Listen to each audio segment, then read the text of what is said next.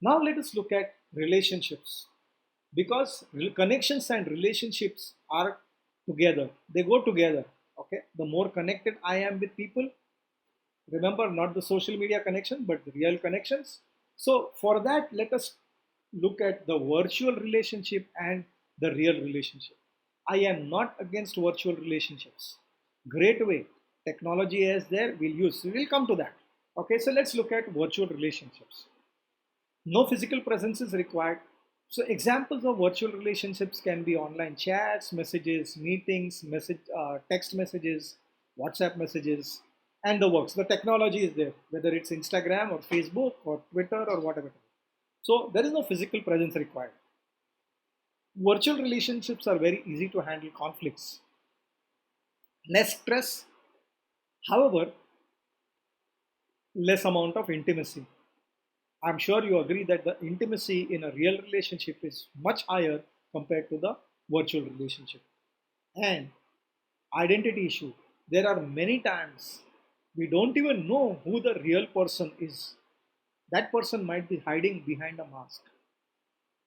And virtual relationships, well, you got to be real careful about who this person, what is their real identity. So find out ways and means to really if I'm connected to the right person or not. If you're not, don't land don't land yourself in trouble because of such relationships. So this is as far as the virtual relationship is concerned. Let's look at a virtual person. He has a huge following on social media, but there is no necessity for this person to meet face to face. He enjoys chatting over speaking. He will not pick up the phone, he will send the chat.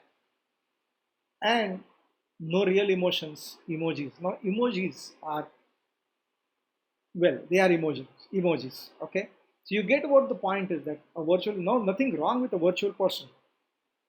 Okay, so let's look at real relationships. Real relationships need that face to face connection, in presence, physical presence.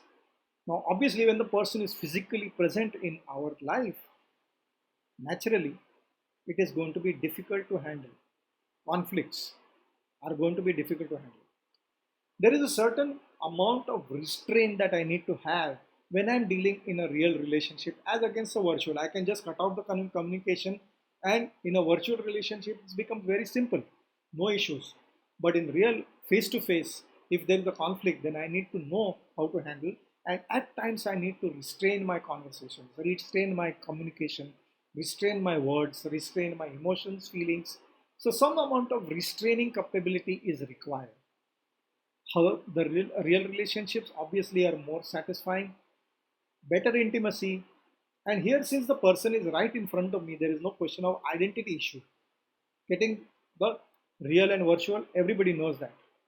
Real person believes in quality over quantity.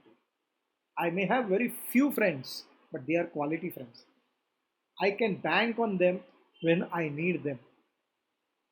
I like to meet people. He prefers hanging out with people rather than hangouts on social media. No. And he needs real emotions. A real person will definitely want to connect with real emotions.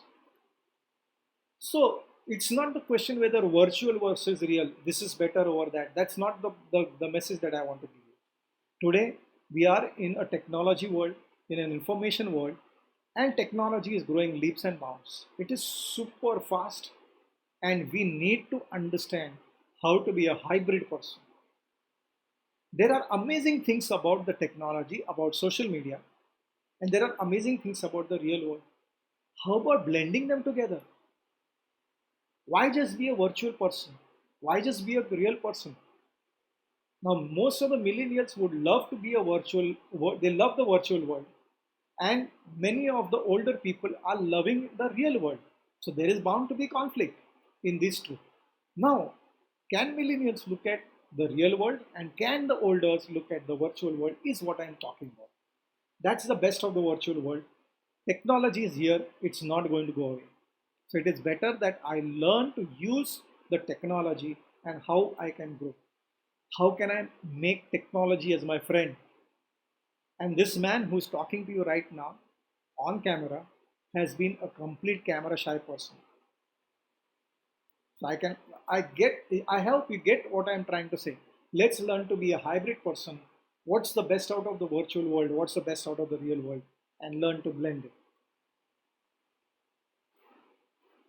So relationship use social media to make the number of relationship is great. The use of social media is great. I can improve my relationships. I have met long lost friends from my school purely because Facebook, purely because of Instagram, so many other tools. Okay, I've gotten connected with when I've lost connection with friends for over 25 years. So I understand that social media is good for creating that numbers, getting back connected with them. It's a great thing. But there is a question mark over the quality of virtual relationship. Definitely.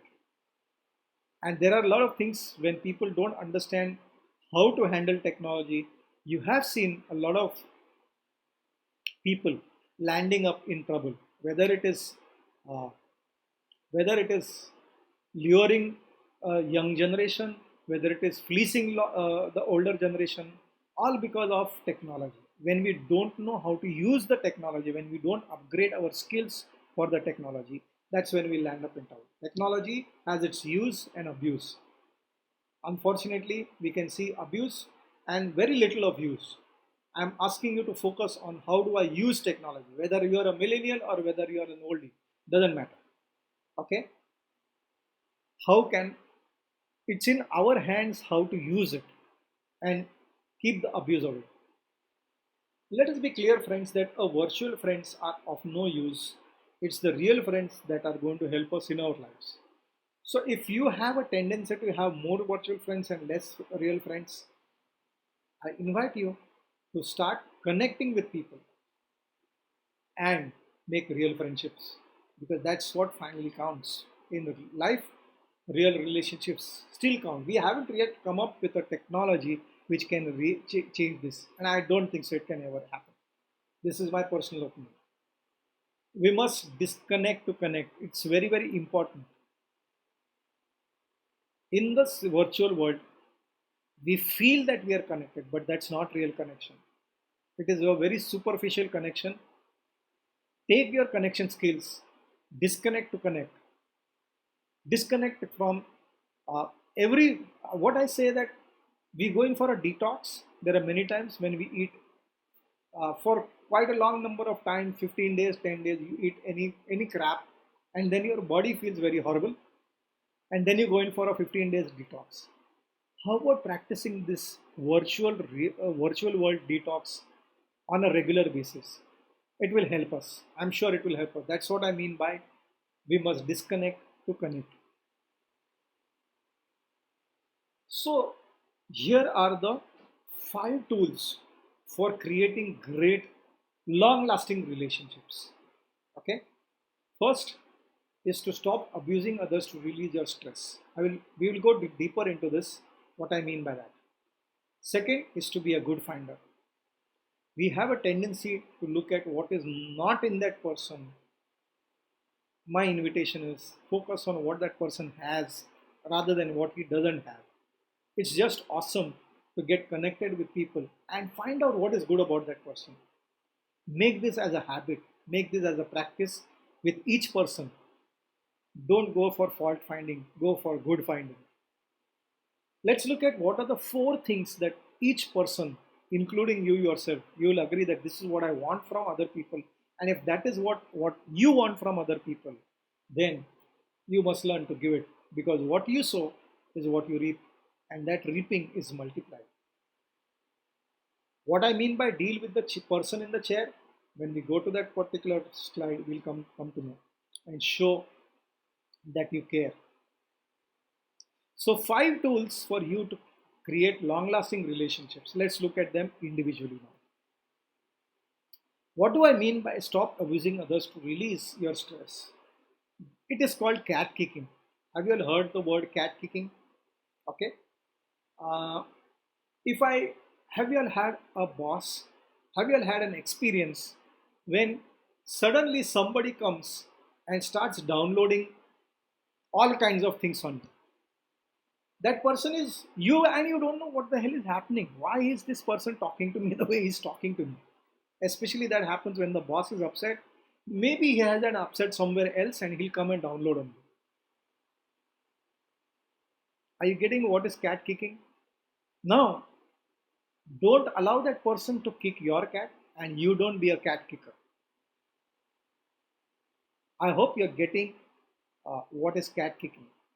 In fact, uh, if you really look at what happens, typically, if I go, I have to tell you a story. There was a person, a boss, who was amazing, and he was very well connected with his people. So one fine day he called up all the people and said, I want to improve my productivity, and I'm going to come here on time, do everything on time, I come to office on time, everything. I'll make the changes in myself.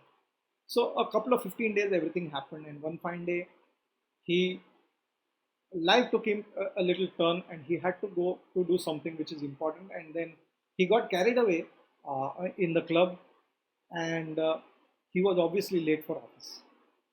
Now he was guilty about coming to late to office because he had made a promise to all the people. And what happened in that is that the moment this boss came to office, he called up. I sent the sales manager in, and he said, "What happened to that order? Did we get that order or no? Tell me. You just have to tell me right now." And answer is yes, no. And this man is wondering, what the hell? What did I do? That and meekly this person, the sales manager says that, sir, I tried everything, but then, and the moment he said but then, again this was started. You, this was the order which was very important to us, and our whole future depended on this order, and you haven't done it. Now you go and pick some different orders from the earth, or you know what I will do to you. Just get out from my place. Now this person, he walks out dejected, goes back, and he called the secretary. And guess what? He says, Nancy, I told you to send these 5 envelopes, this to these 5 clients. Have you sent it or not? You just have to tell me yes or no. And Nancy is telling, she's saying that what the hell, suddenly what has happened to him? I have been doing so much of his work. Why is he focusing on those 5 letters? And Nancy says that, sorry, sir, they are with the receptionist. I'm sorry. Again, this sales manager, he says, you can't even send 5 letters out from day, what the work, what the hell are you doing? Now, if you don't get that thing by today, see what will happen to you. And this poor Nancy, she does the work, she sends the 5 letters, she is completely dejected. It's 6 o'clock, she leaves office, goes home, and she finds her home completely. She's a single mother, so she has a child to handle, and the whole house is in a disarray. The child has come from school, his socks lying here, the boots lying there, everything is in a mess. And she screams at, how many times I have told you, don't do this. I am a single mother. I am working hard. I am doing this. I am doing that. Can't you? And the child is complete. Now, no more TV for you today. Go upstairs. And first of all, clean this and go upstairs. No TV for you today. And the small little child doesn't know what the hell to do. What, I was trying to do this. I played such a great match and I came back. I got this prize. And my mother doesn't even bother to ask. And as he's going back dejected to his room, his cat comes and he gives one tight kick to that cat and says, you now don't come in my way. Friends, wouldn't have been easy for the boss who started this whole cat kicking game and kicked directly the cat. So every time this happens, remember this and say to yourself, cat, cat, cat, cat, cat, cat. Friends, don't be a cat kicker, and don't allow other people to kick your cat. Kick your cat. Okay? I got the point, right? Be a good finder. Have you all met people who have this unbelievable habit that they will talk only good about you? And what happens when you meet such people? I met a friend of mine who is fantastic in LIC selling. Okay, he's too good in his job, not because he's an LIC agent, but because he's a good friend. Every time he will go and meet that person, he will find out something which he can find good about that person. And let it be a small thing like when he goes and visits somebody's office, and the person, of course, he maintains his distance and he maintains his uh, dignity when he appreciates people, and he appreciates people purely from the heart. Now imagine the receptionist when he says that you're looking extremely good today. Now don't try this unless and until you are very clear about the context and the intention behind this man. But this person who has a regular touch with this person, and that person, uh, I remember going with this particular person in his friend's office, and when he introduced me to his friend, the way he introduced me was, Rajendra, this person is one of the most amazing men that I have met in my life. It is because of him that I have been in this LIC business and I am making so much of money. Now I want you to find out if this becomes an habit. What happens to the person if that person is being introduced to you like that? I want you to put yourself in that person's shoes. What kind of elated feeling will you go through? Will you go through an elated feeling? Yes or no? Right? Now, if that happens to you, how is it that you are going to feel?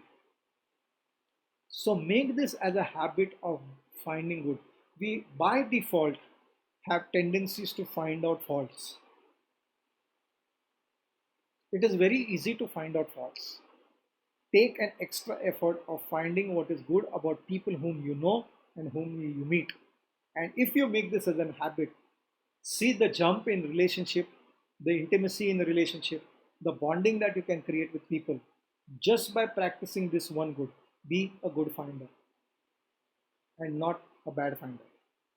Be a good finder. The four things that each person wants is, first, they want to be right, they want to be understood, they want to be appreciated, and they want to be respected. If you allow that person to express themselves, then you're allowing them to be right. Now, be right is in the right context. Okay. As I told you, make an effort to understand people. We have this tendency, see, when we are building a bridge, when we want to make powerful relationships, we have to build a bridge of understanding, right? And the usual tendency to build the bridge, if you really observe the human nature, we build the bridge from this side to that side. And we will, when the bridge doesn't, when we don't get the kind of results that we want from this particular bridge of understanding that we have built from this side to that side, the easiest way to complain that people don't understand. What can I do? But how about changing the way, a methodology of building this bridge in the first place? How about building that bridge from there to here? Okay. So build the bridge of understanding from there to here to be a great relationship builder. You get in the context, right? Allow the people to be right.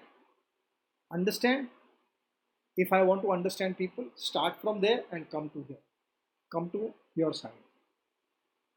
Now the question is, who doesn't want to be appreciated? Do you want to be appreciated? I think so. Each human being is actually dying for appreciation. But let me tell you here a universal law. The universal law says that what you sow is what you reap multiplied. If you see a mango tree, if you take, as a child, when you were a child, you liked a mango, you took the seed, you planted it, nurtured it, and now it has become a tree. Who nurtured the tree? You. Who planted the seed? You. Now, When you planted one mango seed, today it has become a full blown tree because of your nurturing and then that means you appreciated the plant, you watered it, you took care of it, uh, and now it has become a full blown plant. What does the plant do? It'll give you thousands and millions of mangoes, and not one time, lifetime till the tree is alive. Don't you think so? It's the same with human beings. In fact, we are so stingy in appreciation. We are absolutely downright stingy in appreciation, which is the most important aspect in relationship building. The more you appreciate others, the more others will appreciate you. So give them the appreciation that is required. And finally, each one needs to be respected. This is so powerful. And as you know, the trust builds a relationship, right? Uh, Respect is the second aspect. There are two things which, according to me, are important: trust and respect. Trust is there to grow the relationship, but respect, without respect, you cannot love that person. And when I'm saying love, it is not just the male female love. Please don't get me wrong. For me to respect a person, I need to love my juniors. I need to love my people around me. I need to love people around me. The more love I can give to them, the more love they will start loving me. What I give out is what I get back. So, respect the people, give them that dignity, and you will be a master in relationship building. Many times, the respect feeling comes, or respect thing comes when we are dealing with juniors. In fact, that's the real sign of a real good leader. He will respect even the most junior person in the organization, whether he's by age or whether he's by uh, designation or anything. I still remember when I was growing, my mentor, who was a multi billion dollar person, he had no secretary, but whenever I had a meeting in his room, he used to come right up till the door and open the door for me. Can you believe it? I was just a newcomer in business. I was just a young guy. And I used to feel so elated, such a huge, such a magnificent man, such a successful man coming and opening the door for me for a no big person. Are you kind of getting the power of respecting the other person, whoever he is or she is? So, friends, give the four things what people have, right? Being understanding, appreciation, and respect. Here is another tool to build powerful relationships. And this helps you, especially in professional relationships, when you're dealing with a person, especially when you're dealing in a conflict. Don't make the conflict personal. How do I make the conflict impersonal? So there is this person sitting in front of me in the chair. Separate the performer and the performance. I have a very powerful statement which I typically use. I'm giving to you. I used to tell people, I still tell people that I don't have anything with you personally, but I definitely have something, an issue with the person sitting in that chair right now. I'm saying it again. I don't have anything personally with you. I have no issues with you personally. But I definitely have an issue with the person sitting in the chair right now in front of me. Now, what I have done, I have made it impersonal, firstly.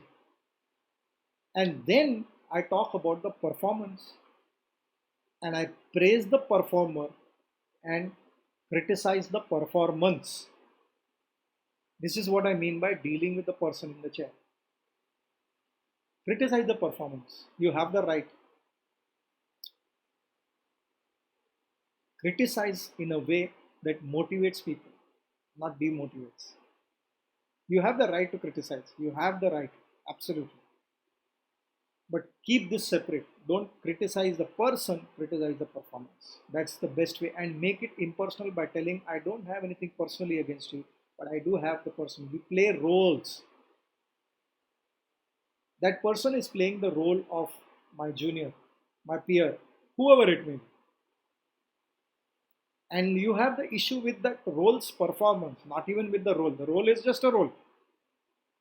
You definitely have an issue with the performance. So you have the right to criticize the performance.